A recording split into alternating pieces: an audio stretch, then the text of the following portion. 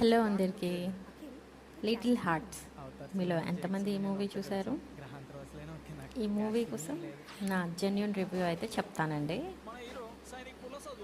ముందుగా మన ఛానల్ని ఎవరైతే ఫస్ట్ టైం చూస్తున్నారో దీపు క్రియేట్ వండర్స్ ఛానల్ని లైక్ చేయండి, సబ్స్క్రైబ్ చేసుకోండి. లిటిల్ హార్ట్స్ మూవీ చాలా బాగుందండి.